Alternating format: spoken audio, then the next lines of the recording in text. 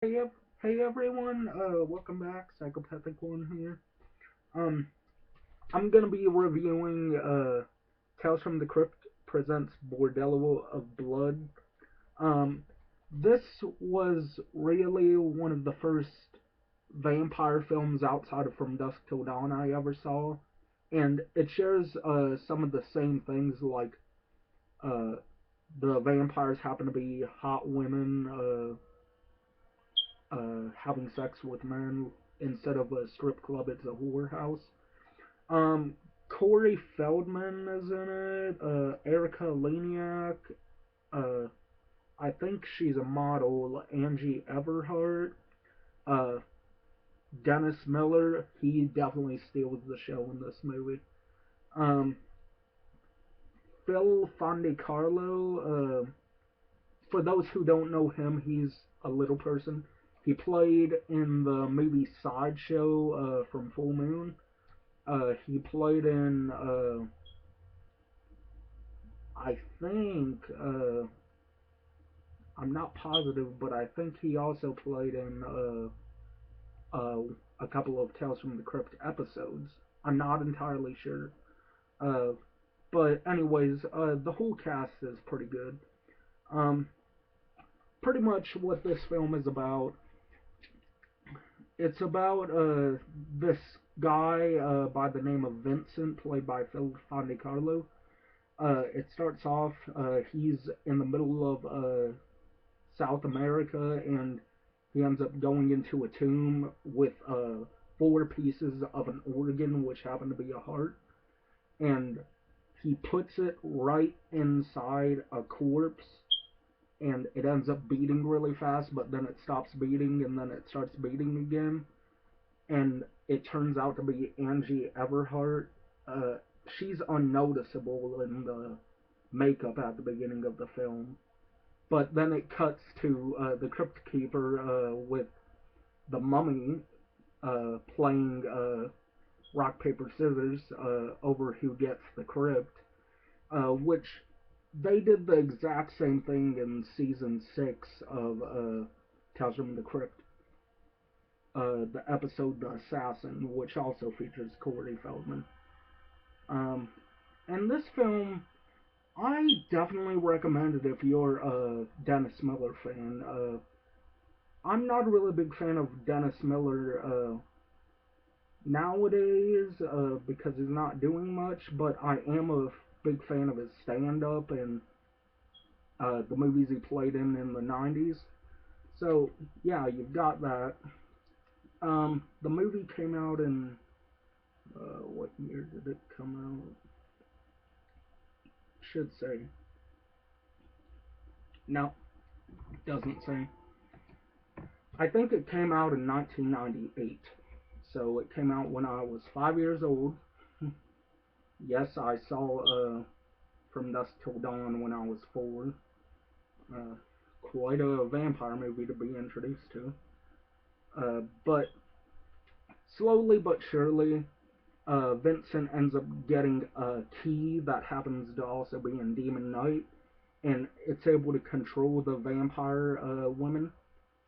And what ends up happening is uh, Chris Sarandon, who plays DJ or JD, who's a TV evangelist, he's also a keeper of the key as well, trying to make money off of, uh, trying to make a profit off of the guys who go to the bordello and get killed.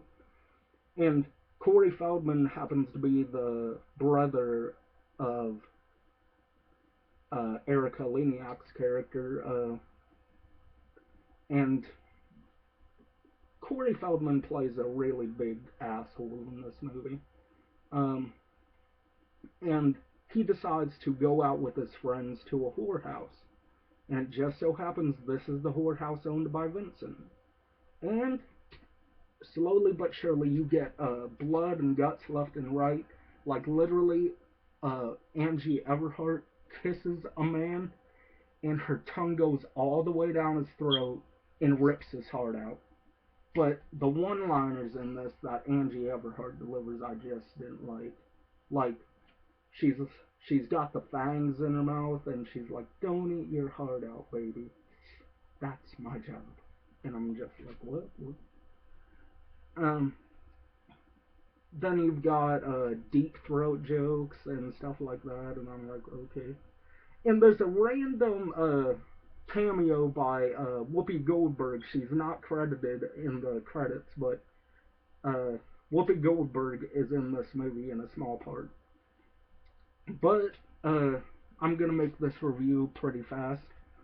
Um, Slowly but surely, stuff ends up happening. People are missing all over the town, and Dennis Miller happens to be an investigator, a private investigator, but he got fired, and he's trying to help Erica Laniak out. But during his investigation, he finds the whorehouse and ends up becoming the prey of Angie Everhart. And so it's just a race against time trying to get the vampires dead and gone. And you get an awesome scene with holy water squirt guns done to the song Ballroom Blitz by The Sweet. And that's my favorite song by that band, The Sweet. Ballroom Blitz. And I think it plays the full song too. If it doesn't play the full song, it plays a good amount of it, and then it plays more of it at the end of credits. The Crypt Keeper moments in this, like I said, are taken straight from the season 6 episode The Assassin. Just instead of the Grim Reaper, it's the Mummy. And the last joke of the movie with the Crypt Keeper is he's already beaten the Mummy. I wanted to say the devil. He already beat the Mummy. He's left with nothing but a head, and he's like, "Sorry, pal. You should quit while you're ahead." And then you get that great laugh from John Castor. John Castor is the Crypt Keeper.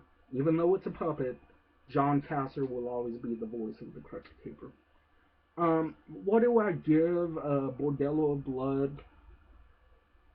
It's not my favorite Tales from the Crypt thing, but working as a movie and a good vampire film, uh, I'm gonna have to give it a 7 out of 10. Not as good as From Dusk Till Dawn, but still a pretty damn good movie. Up next, I'll be reviewing Demon Knight, which try to get a good glimpse of it. Demon Knight. Right there. Man, stupid live camera. Okay, right there. Demon Knight. Okay, 7 out of 10. Hopefully you all enjoyed my little rambling review over Bordello of Blood. There's blowjob jokes, there's homosexual jokes. This film's got it all. If you're a fan of Dennis Miller, check this movie out. If you don't like the cool vampire prostitute thing, you can at least like Dennis Miller if you're a Dennis Miller fan. Definitely worth checking out if you're a Tales from the Crypt fan too. So anyways, this is Psychopath1 signing off. See you later. Peace.